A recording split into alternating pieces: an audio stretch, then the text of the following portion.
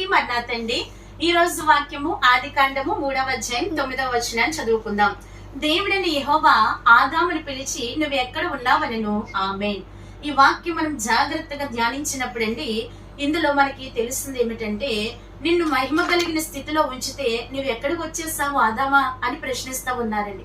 కనుక మొదటి మానవుడిగా ఉన్నటువంటి ఆదాము అవ్వలు ఆజ్ఞను అతిక్రమించి ఏం చేశారంటండి, మహిమ వస్త్రాన్ని పోగొట్టుకున్నారు, దైవ సహవాసాన్ని పోగొట్టుకున్నారు.